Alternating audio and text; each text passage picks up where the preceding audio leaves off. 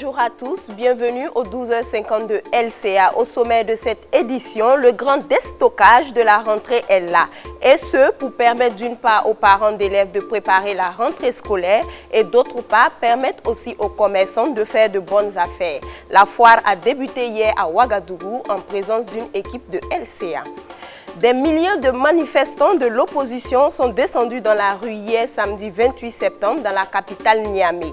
Ils contestent à nouveau le code électoral et remettent en cause la commission électorale nationale indépendante qui n'est pas, selon eux, consensuelle. Merci de suivre l'actualité sur LCA. Le bilan de la mise en œuvre des activités du programme d'urgence pour le Sahel était l'objet de la deuxième session du Conseil d'orientation stratégique qui s'est tenue le vendredi dernier à Ouagadougou. La session a été présidée par le Premier ministre Christophe Dabiré. Le reportage est signé Constantin Sieda et Ahmed Nanema. La deuxième session du Conseil d'orientation stratégique, le COS, du programme d'urgence pour le Sahel, le PUS-BF, s'est tenue ce 27 septembre à Ouagadougou dans la salle de conférence de la primature. Le bilan de la mise en œuvre des activités du programme d'urgence pour le Sahel dans la zone du Sahel et dans les nouvelles zones d'extension pour l'année 2019 est l'objet de cette deuxième session du Conseil d'orientation stratégique du plan d'urgence pour le Sahel, présidé par le Premier ministre Christophe Dabiré.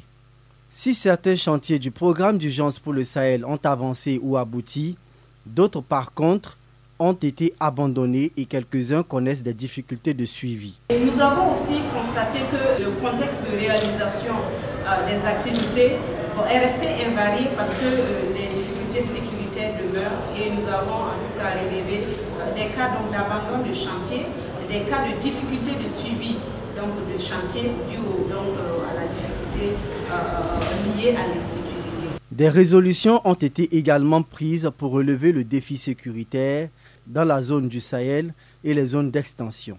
Au titre des résolutions, la première, c'est voir comment mettre en place, élaborer un plan de sécurisation des investissements qui sont faits dans le cadre du programme d'urgence. Et la deuxième résolution, c'est aussi de voir comment nous pouvons faire autrement. Nous avons le devoir de conjuguer avec la contrainte qui est donc la question de l'insécurité. Comment est-ce que nous pouvons faire les choses autrement dans ce contexte? Comment est-ce que nous pouvons passer les marchés autrement dans ce contexte? Comment est-ce que nous pouvons sécuriser les entreprises dans ce contexte? Ce sont des nouvelles données.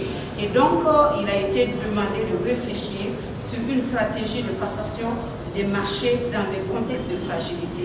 Ce qui a été retenu, c'est de réfléchir à comment est-ce que nous pouvons en tout cas accompagner tout le processus de l'action humanitaire qui est sur le terrain, le processus de la libération des écoles qui sont occupées par des personnes déplacées internes pour que nous puissions en tout cas envisager sereinement la rentrée scolaire. Il a été aussi question de l'opérationnalisation de cadres régionaux de suivi du programme d'urgence pour le Sahel dans les nouvelles zones d'extension. Il y a 4 régions qui ont été prises en charge également dans le cadre de ce PUS-là. Donc ça veut dire 6 régions qui vont être prises en charge par le programme d'urgence pour le Sahel. Donc je pense que le PUS va contribuer à renforcer la présence de l'État, à donner confiance aux populations et à permettre à chacune de ces populations d'appliquer. Les nouvelles zones d'extension bénéficiaires du programme d'urgence pour le Sahel sont la boucle du Mouroun, l'Est, le centre-Est et le centre-Nord. 2 résolutions et 3 recommandations ont été retenues à l'issue des travaux de cette session du Conseil stratégique du programme d'urgence pour le Sahel. Ce sont entre autres l'accélération du processus d'élaboration des marchés publics adaptés aux zones fragiles et la finalisation du plan de sécurité des investissements. Plus de précisions avec nos reporters. À la fin des travaux du Conseil d'orientation stratégique du programme d'urgence pour le Sahel, qui s'est tenu ce vendredi 27 septembre à Ouagadougou, il a été retenu 2 résolutions et formulé 3 recommandations. La première résolution est l'accélération du processus d'élaboration de la stratégie des marchés publics adaptés aux zones fragiles. À ce niveau, conscient des difficultés que rencontrent les entreprises dans l'exécution des marchés publics dans les zones fragiles du pays et constatant le préjudice causé par la non-réalisation des infrastructures socio-économiques au profit des populations, Le Conseil d'orientation stratégique invite le ministère de l'économie, des finances et du développement en collaboration avec les structures concernées à accélérer le processus d'élaboration de la stratégie des marchés publics adaptée aux zones fragiles. Par ailleurs, il invite les partenaires techniques et financiers à soutenir le gouvernement dans cet exercice. La deuxième résolution, quant à elle, est l'opérationnalisation des cadres régionaux de suivi du programme d'urgence pour le Sahel dans les nouvelles régions d'extension.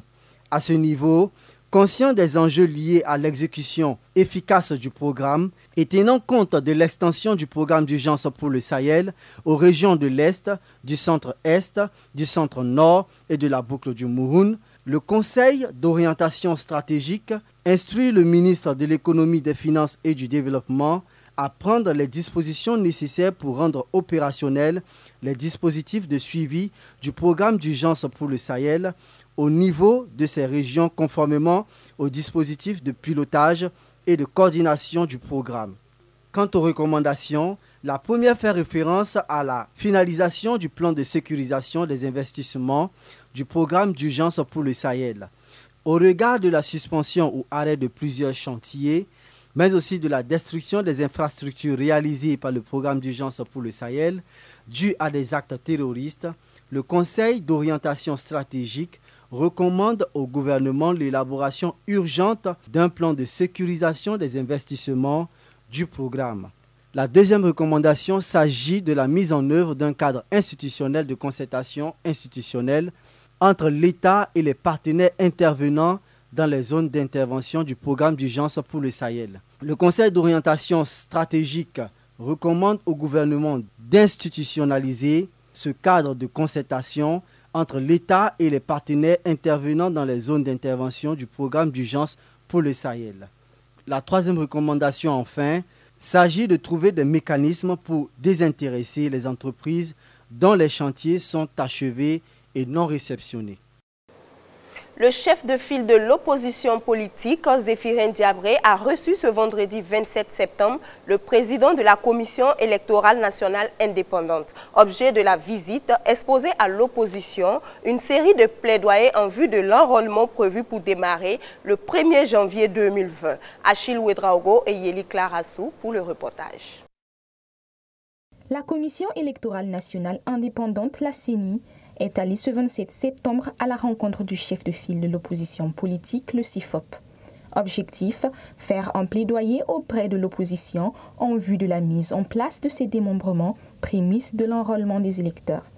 Un enrôlement qui ne pourrait être effectif que si la question de la CNIB, la carte nationale d'identité burkinabé, est prise en compte. Au jour d'aujourd'hui, il n'y a que 8 millions environ qui ont des CNIB à jour, qui ont 18 ans et plus.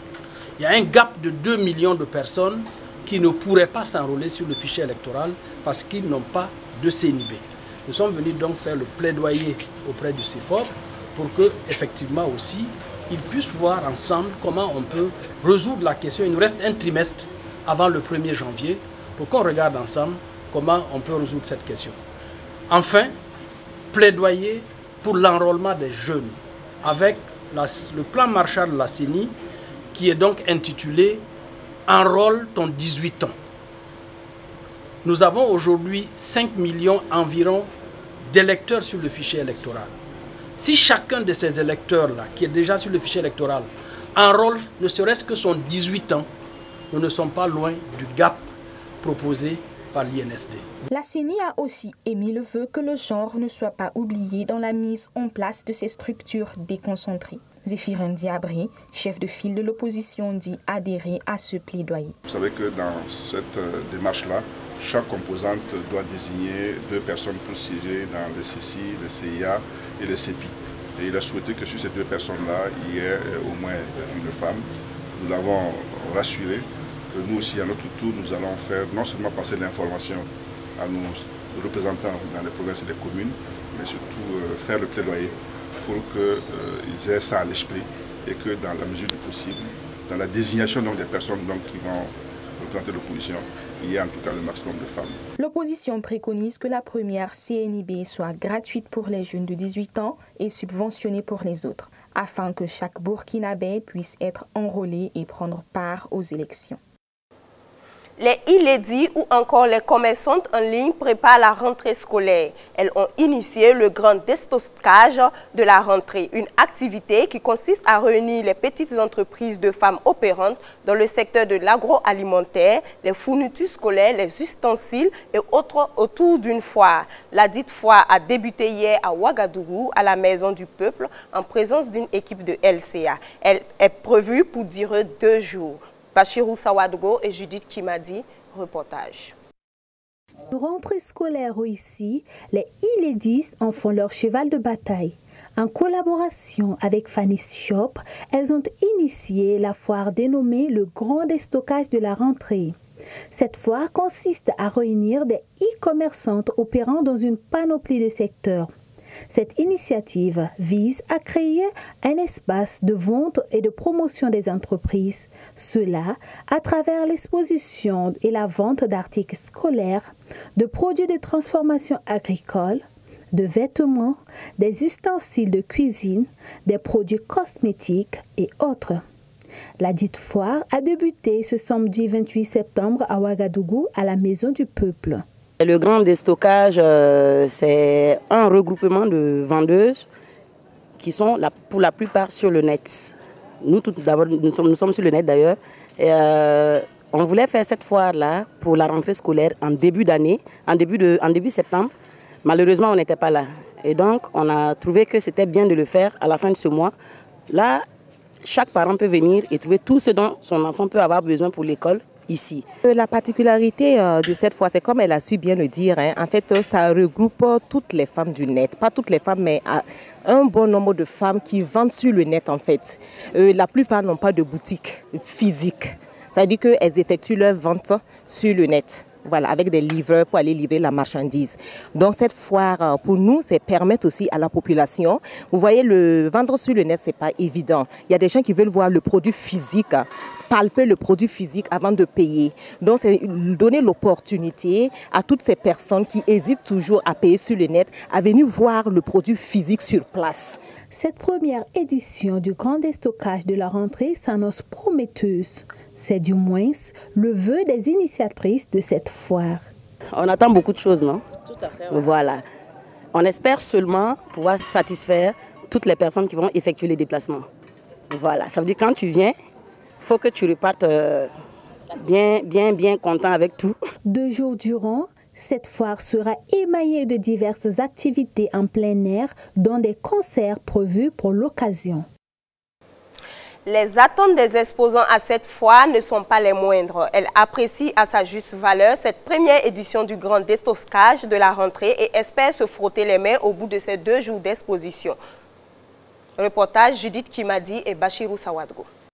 Je pense que l'initiative elle est bonne parce que ça nous aide à faire vraiment sortir ces effets de nos boutiques, puisque actuellement le marché est vraiment bizarre et bon.